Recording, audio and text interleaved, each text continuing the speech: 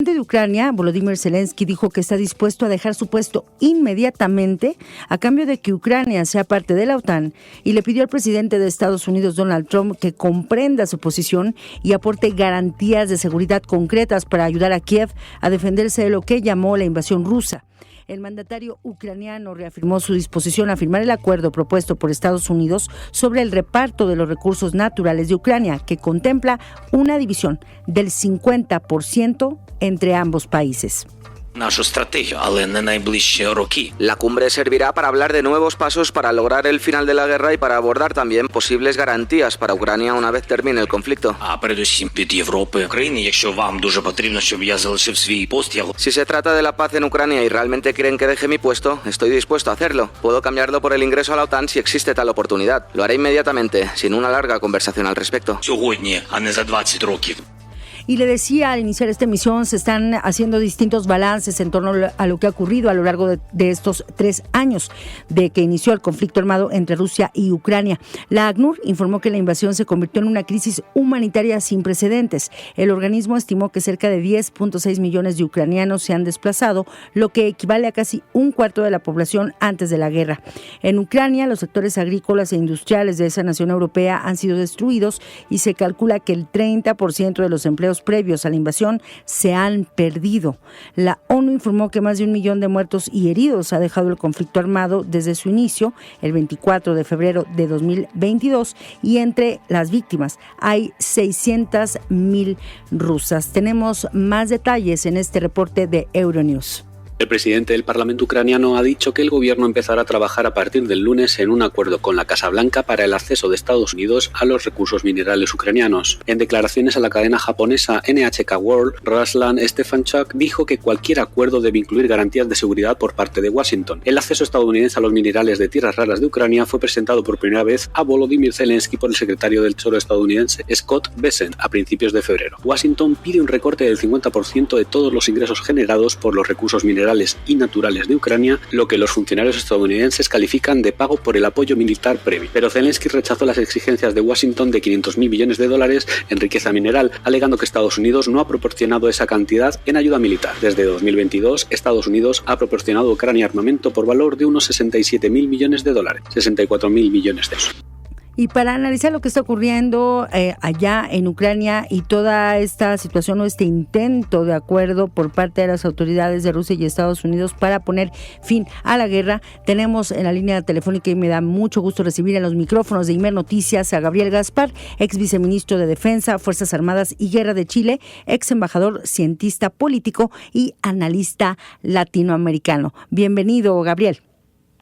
¿Qué tal, Adriana? Un cordial saludo desde Santiago de Chile. Muchísimas gracias, un cordial saludo también para usted. Y le pregunto directamente, considerando el escenario actual que se está viviendo en este contexto de la guerra entre Ucrania y Rusia, ¿usted ve factible que se pueda alcanzar la paz en Ucrania? A ver, sí. Mira, para ponerle un contexto, en mi opinión, con ocasión de la guerra de Ucrania, hay 2 conflictos que están entrelazados. Uno es la propia guerra de Ucrania, ¿no? Que, para colocar el antecedente, Ucrania es un país, una sociedad que desde hace mucho tiene 2 almas. Tiene un alma rusa, eslava, y sobre todo en la parte del este, en la zona del Donbass, que es la misma que población de religión ortodoxa que hablan ruso, y es lo mismo que hay en Bielorrusia y en la misma Rusia.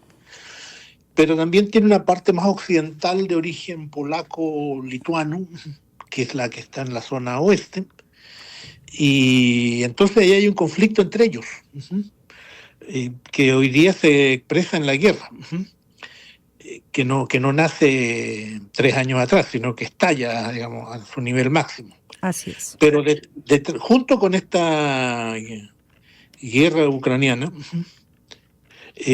también con ocasión de esto, tenemos un conflicto geopolítico entre la OTAN y la Federación Rusa respecto a lo que ambos actores estiman una amenaza a su seguridad. ¿Qué tenemos entonces? Desde el punto de vista de la guerra misma, tenemos después de 3 años el excelente resumen que ustedes acaban de hacer, en términos de costos económicos, de vidas humanas, sacrificios, en fin, toda la tragedia que es una guerra. Y desde el punto de vista militar lo que tenemos es una situación en la cual Ucrania ha perdido Kiev, digamos, ha perdido la iniciativa estratégica y el tiempo corre en contra de él. Y desde el punto de vista político-diplomático aquí viene lo novedoso, porque ha habido un giro en la política de Estados Unidos, particularmente por el ascenso del presidente Trump, que coloca la discusión en otro plano, porque ya no es solamente el tema de la guerra de Ucrania, sino que nosotros podríamos decir son las bases de los primeros aprontes para un nuevo orden internacional, distinto al que nos rige hoy día. Y entonces ahí viene las conversaciones de ellos con los rusos, que no son solo sobre Ucrania, sino son sobre temas de gobernabilidad global, y obviamente es una mesa en la cual le falta una pata, que es la presencia de los chinos. Doctor, ¿por qué implicará algo de esta dimensión tan importante a nivel histórico, como usted lo señalaba, un viraje crucial en el orden internacional? ¿Por qué se adquiere esta dimensión lo que puede ocurrir a partir de hoy y a partir de estas negociaciones Rusia-Estados Unidos sobre la guerra en Ucrania, doctor Gaspar? A ver, porque lo que tenemos que el orden mundial... Sí. Está hace rato descompuesto. Tenemos un organismo multilateral que son Naciones Unidas, que quiero ser realista, ¿no? A lo mejor soy poco diplomático, pero Naciones Unidas nos ha mostrado, sobre todo en los últimos años, que es un organismo que resuelve cualquier conflicto, menos donde están los intereses de las potencias, porque allí se aplica el veto llamado del Consejo de Seguridad, y entonces Naciones Unidas queda atado de manos. Entonces, y eso en los últimos años ha estallado en un sinnúmero de conflictos en el mundo. Hoy día tenemos más conflictos en el mundo de lo que teníamos 20 años atrás. Recordemos solamente lo que sucede hoy día en el Medio Oriente. Entonces, y en este cuadro se ha operado un cambio significativo en Estados Unidos con una administración que hoy día coloca en primer lugar lo que ha señalado tantas veces Trump, que es América primero, es decir, colocar en primer lugar los intereses de América, y que al mismo tiempo para ello abandona todo lo que podríamos llamar el poder blando, o sea, la cooperación económica, los entendimientos diplomáticos, y se provoca algo que no es nuevo en el mundo, que es cada vez que hay que discutir el orden mundial, primero hay una conversación entre las potencias. O sea, no es multilateral. Por eso digo que, como coloquialmente decimos, siempre hay una mesa principal, siempre hay una mesa de los niños, digamos, sí. y siempre hay gente que se queda debajo de la mesa. Nadie ha dicho que el orden mundial tenga que ser, o sea, a mí y a la tradición diplomática mexicana, digamos, y a la mayoría de los latinos y mucha gente nos interesa que ese nuevo orden sea lo más apegado al derecho, respetuoso de las naciones, etcétera. Pero nadie ha dicho que sea así. Básicamente es un acuerdo geopolítico entre potencias, ¿sí? Y eso es lo que yo creo que está empezando ahora, estamos en sus primeros momentos. Un primer momento, y prácticamente, doctor, si entendiendo desde dónde viene este conflicto, usted ya lo señalaba, no se da desde hace 3 años. Recuerdo de inmediato lo que ocurrió en 2014, con lo que ocurrió precisamente en aquel momento en contra de la presidencia de Ucrania. Desde aquel entonces se viene contando el conflicto en aquel país. Le quisiera preguntar cómo queda dentro de este viraje en el conflicto de Ucrania, y que también representa un viraje en torno al orden internacional. ¿Cómo queda, doctor, la Unión Europea? Queda muy cuestionada, porque la Unión Europea, y sobre todo a través de la OTAN, que no es lo mismo, sí. En la OTAN están los europeos, pero también están los británicos, que ya no son Europa, y los americanos sobre todo. donde el fuerte militar es de Estados Unidos, digámoslo así. Pero también es que hay un problema, y es que Europa en estos temas no está unida. Yo quisiera mencionar de que es muy notorio que los países, llamámoslo así, del este, Polonia, Bulgaria, Rumania, los bálticos, para ellos lo fundamental es unirse a la Unión Europea, pero sobre todo unirse a la OTAN para defenderse de lo que ellos perciben como una amenaza proveniente de Rusia. Y probablemente tengan mucha razón.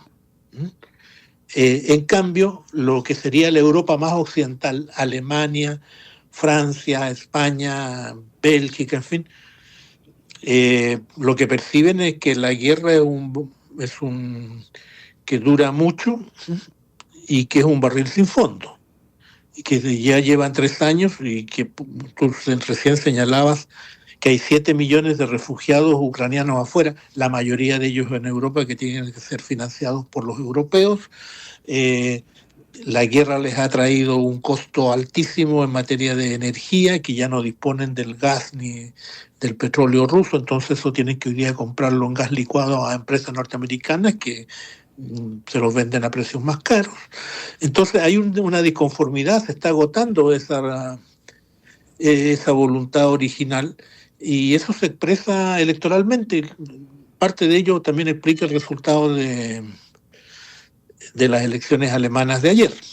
Exacto. Entonces, la respuesta es simplemente: Europa no tiene una mirada común sobre este tema. Y por tanto es parte de este proceso. Nadie ha dicho además que este proceso sea rápido, puede durar mucho tiempo. Lo que sí es que en varias ocasiones se ha dicho, doctor, que esta guerra en varias ocasiones pudo detenerse. Por supuesto. Se pudo haber detenido si después del 2014, como tú bien recordabas, tanto Ucrania como Rusia firmaron unos acuerdos en la cual el gobierno de Kiev protegía a la población rusa o prorrusa dentro de ¿cómo se llama?, de Ucrania, en la parte del Donbass. Exacto. Y que Francia y Alemania vigilaban el cumplimiento de esos acuerdos, y no pasó nada de eso. Entonces, en cambio, hoy día eso se presenta. El 2022, ya con la guerra encima, se desarrollaron conversaciones en Estambul, en Turquía, con la cual había pleno acuerdo entre ambas partes, pero los países occidentales presionaron a Ucrania para que no aceptara, apostando a que la guerra la iban a ganar. Yo no sé cuál fue el cálculo. Exacto. Pero el resultado que esas conversaciones habrían sido más beneficiosas por Ucrania de la situación en que se encuentran hoy. Doctor, ya nada más por último, porque hay muchas cosas en juego, hay mucha historia también que recordar en torno a lo que está pasando y lo que implica también Ucrania, tanto para Europa como también para los intereses de Rusia. Pero yo le quisiera preguntar si, considerando todo lo que se está negociando en este momento, por ejemplo, el acuerdo para los derechos de minerales críticos allá en Ucrania, que adquiriría o que tendría en su poder Estados Unidos, ¿cree, doctor, que sí estaremos cerca en este contexto, 3 años de que inició esta guerra, si estaremos cerca de ver que los gobiernos encabezados por Donald Trump en Estados Unidos y por Vladimir Putin en Rusia puedan finalmente alcanzar un acuerdo de paz o que ponga fin a esta guerra? ¿Veremos esta escena en lo inmediato, doctor? A ver, yo primero creo que estamos en los primeros momentos. Sí. Una cosa yo creo que es un alto al fuego, un armisticio, con una separación de fuerzas, que no necesariamente sea un tratado de paz. Ya. O sea, eso es posible en algún momento. Pero después vendrán las negociaciones sobre qué bases se consolida la paz. Trump ya ha dicho, y su diplomacia y las conversaciones que acaban de tener en Arabia Saudita han dicho varias cosas. Primero, que Ucrania no va a entrar a la OTAN. Segundo, que es irreal que volver a las fronteras del del 2022, o sea, la parte del Donbass, en la parte va a ser anexionada a Rusia, ya está anexionada en gran parte. Sí. Y como el tiempo corre a favor de Rusia en términos militares, es muy probable que si se demoran en las negociaciones, el ejército ruso siga avanzando. Porque ex veteranos de distintas guerras me han dicho en conversaciones que no hay nada más demoledor para la moral de combate en un conflicto que saber que ya se está negociando. Porque ya nadie quiere morir el último día, ni nadie quiere quedar mutilado, digamos, ¿no? en el último combate. Y eso es muy fuerte, sobre todo en el bando que está a la defensiva. Que en eso, doctor, pues esto amerita también otra conversación respecto a estas elecciones y sobre todo también a todo lo que se desencadenó y también las pérdidas humanas y en otros ámbitos que se han registrado a lo largo de estos 3 años. Es una conversación también aparte muy fuerte, muy dura, pero por lo pronto, doctor Gabriel Gaspar, le agradezco muchísimo por estas reflexiones y por compartirnos esta conversación para IME Noticias acerca de estos 3 años de la guerra en Ucrania. Gracias, doctor Gaspar. Muchísimas gracias a ustedes y un cordial saludo nuevamente. Un cordial saludo también para usted allá, a Gabriel Gaspar, ex viceministro de Defensa, Fuerzas Armadas y Guerra de Chile, analista también latinoamericano y pues cuya voz se vuelve crucial para entender lo que está pasando y también lo que podría ocurrir respecto a este conflicto que se ha narrado. Ha sido una guerra que se ha contado en vivo. Con esto nos vamos a una pausa.